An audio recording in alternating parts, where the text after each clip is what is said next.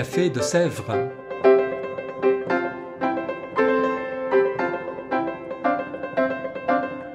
Au café de Sèvres, on discute philosophie et théologie.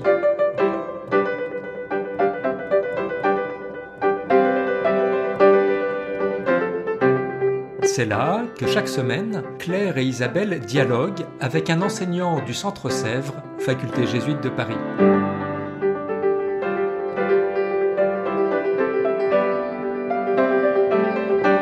L'émission d'aujourd'hui est animée par Claire Chastel.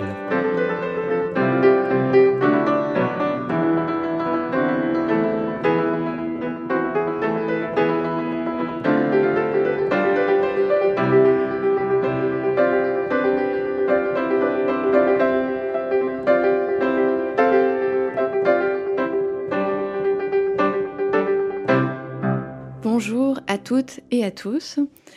Est-ce que c'est possible de débattre sans s'étriper ? Est-ce que c'est possible en ce temps d'élection ? On entend beaucoup de débats à la télévision, à la radio, dans les journaux.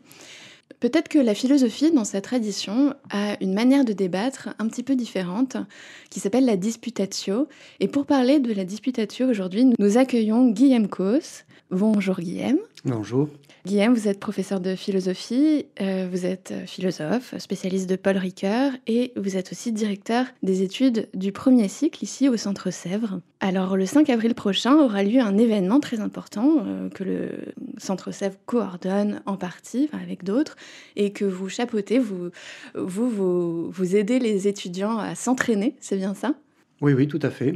Et c'est un événement tout à fait singulier, parce que c'est la première fois qu'il a lieu entre différentes universités, différents lycées et puis différents citoyens. Alors peut-être, avant de parler de cet événement, Guillaume, qu'est-ce que c'est la disputatio et quelle est l'origine de ce mot et puis de ce qui se passe en philosophie autour de cette disputatio ? L'origine, on pourrait dire, est parisienne, au Moyen-Âge, à l'université de Paris. La disputatio était un moment de l'apprentissage, un moment tout à fait central. Il y avait 3 moments dans l'apprentissage pour les étudiants: la lectio, la repetitio et la disputatio. La lectio, c'était le maître qui commentait un grand texte, un texte de référence. Ce commentaire était écouté par les étudiants et ensuite, après le cours, les étudiants se retrouvaient en groupe et à partir du texte qu'ils avaient, ils essayaient de retrouver le commentaire de l'enseignant. Ça, c'est la repetitio. Et ensuite, ils se retrouvaient dans la salle et l'enseignant donnait des thèmes et un groupe ou un étudiant devait défendre pour et l'autre devait défendre contre. C'était des manières de travailler les différentes interprétations possibles d'un texte. C'est une tradition qui a continué après dans le temps ? C'est une tradition qui a été reprise et beaucoup développée par les jésuites. Ignace de Loyola, dans les constitutions de la Compagnie de Jésus, donne comme exercice central de la formation des jésuites la disputatio. Parce qu'il trouve dans cet exercice-là quelque chose qu'il a découvert en étudiant à Paris, pour lui-même, quelque chose qui est proche de la manière de faire des jésuites, qui donne beaucoup de place à l'exercice. Apprendre passe par s'exercer. Et ensuite, apprendre... Dans la disputatio, c'est tout à fait central. C'est une affaire qui concerne toute la personne, puisque c'est quelque chose qui a aussi une dimension théâtrale et qui se joue en conversation. Et ça, c'est tout à fait central pour Ignace. La conversation que nous pouvons avoir les uns avec les autres, pour le dire vite, est une manifestation de la vérité au sens le plus fort du terme, c'est-à-dire une sorte d'écoute commune de l'Esprit de Dieu. On est au cœur, là, un petit peu de ce que ça signifie de réactualiser cette disputatio. Est-ce que déjà, à l'époque, dans cette idée de débattre, il n'y avait pas un risque de sophisme ?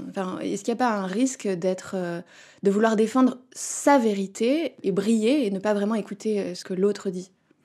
Alors, c'est une question vraiment importante, notamment parce que la disputatio a trouvé ses lettres de noblesse avant la modernité.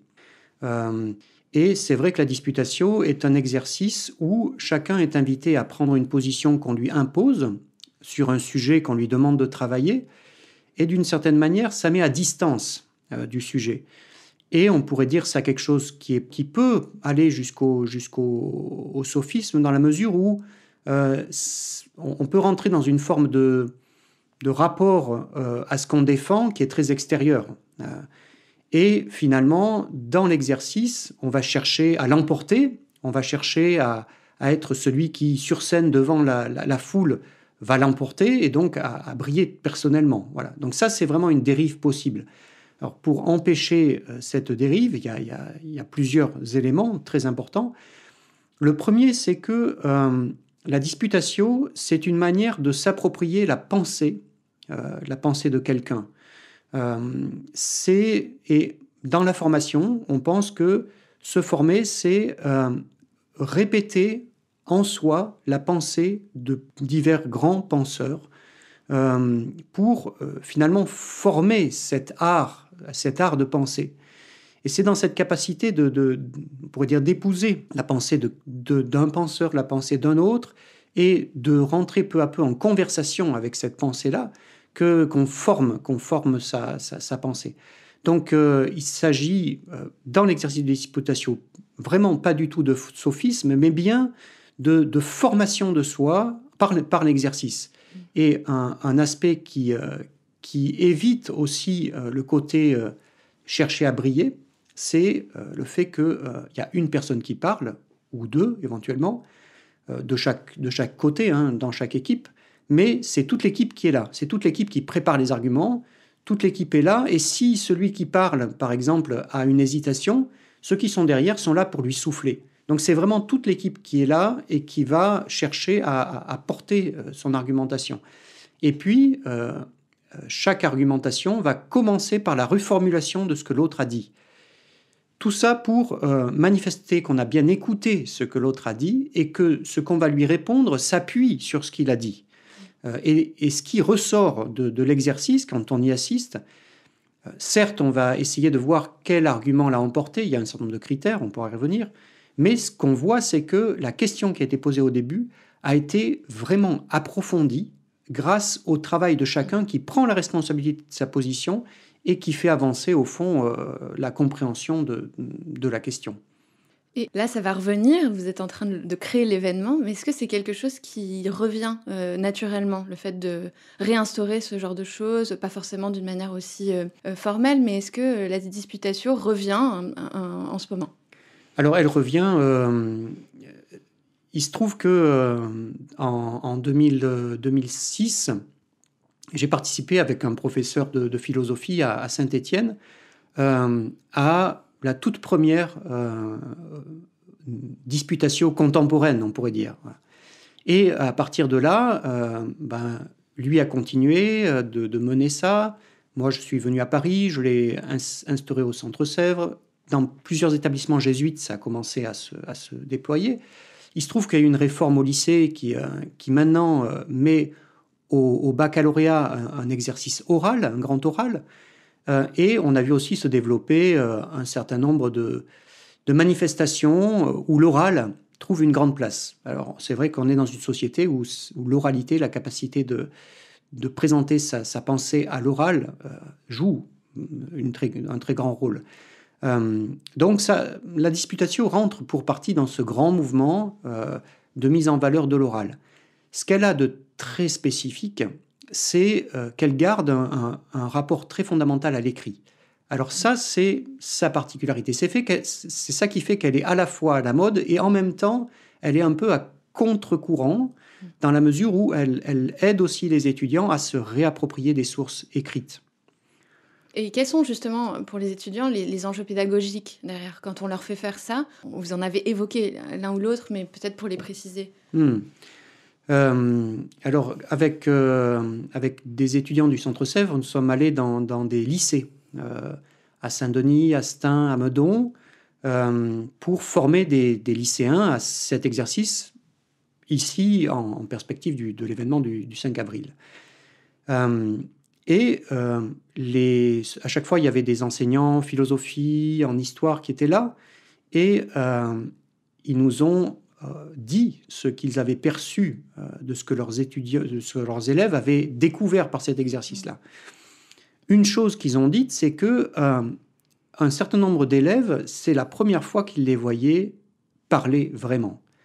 C'est-à-dire se lever, se tenir devant tout le monde, s'adresser et développer une pensée. Ce qui est finalement un exercice qu'on va leur demander maintenant pour le baccalauréat, mais auquel ils sont très très peu préparés. Et la disputatio permet ça, notamment parce que elle donne des clés pour ça.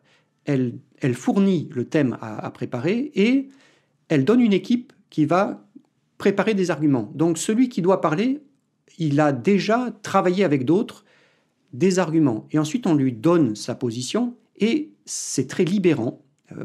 Plusieurs enseignants l'ont dit, c'est aussi ce que les élèves ont rapporté. C'est très libérant de devoir défendre une position qui n'est pas forcément la sienne, mais encore ça, c'est pas le point, c'est que ceux qui écoutent vont pas tout de suite identifier la personne avec ce qu'elle est en train de dire. Ça, c'est très important. Ça met une distance entre ce que je suis et ce que je peux dire. Voilà. Ça ne veut pas dire que je ne peux pas me l'approprier, mais ça veut dire que je ne suis pas tout à fait, tout de suite identifié à ce que j'essaye de dire et de penser. Là, c'est vraiment un enjeu très, très, très fondamental, c'est-à-dire quand je réfléchis, spontanément, j'ai un avis sur une question, voilà, et cet exercice permet de prendre conscience que cet avis que j'ai, en réalité, il y a d'autres avis possibles.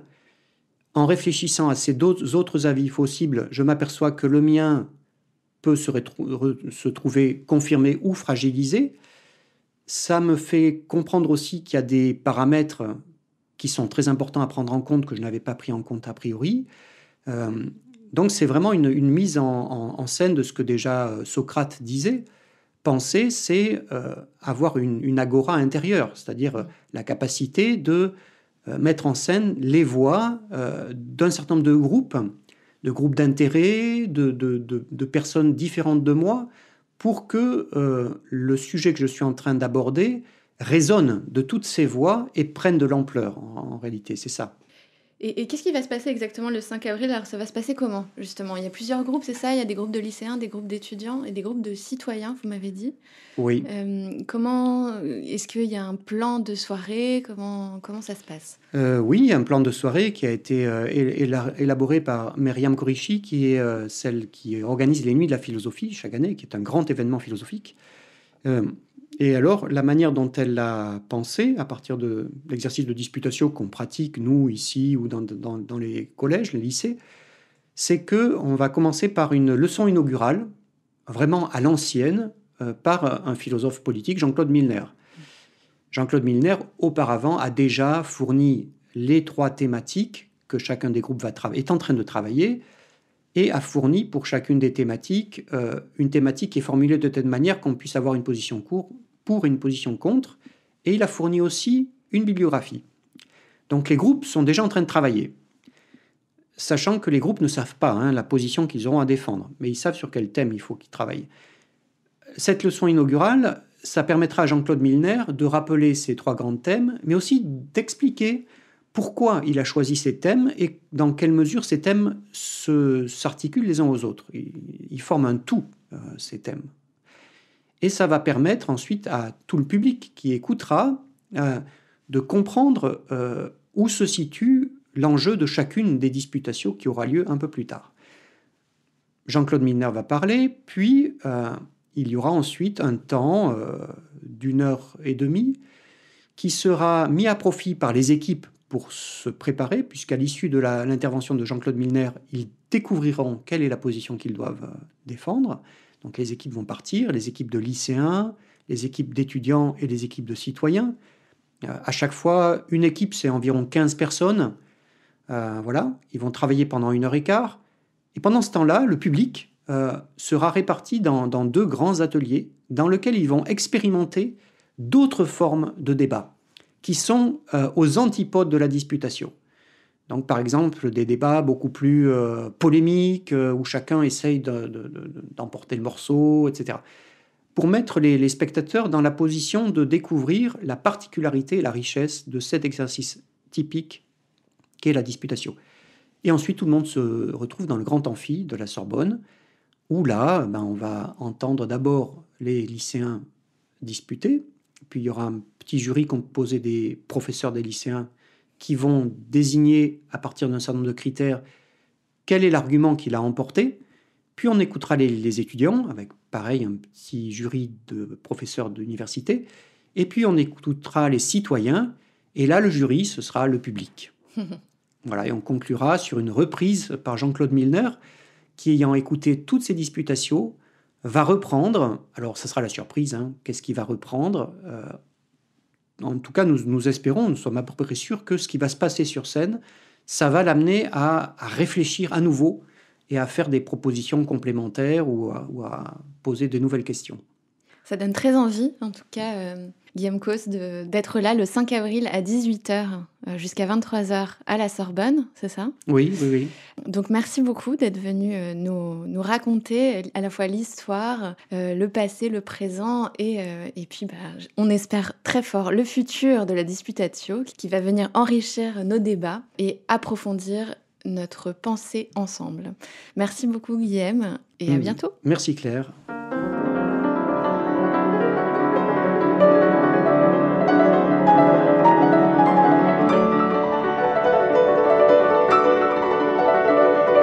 Vous écoutiez Café de Sèvres, le podcast du Centre Sèvres, Faculté jésuite de Paris, en partenariat avec RCF.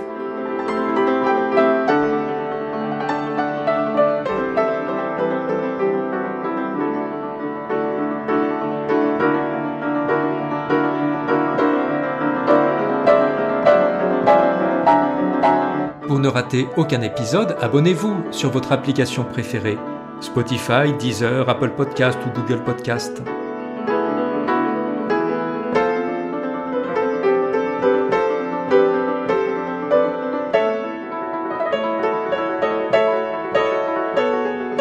Et sur notre site internet www.centresèvres.com, découvrez l'ensemble de nos cours et conférences en philosophie et théologie.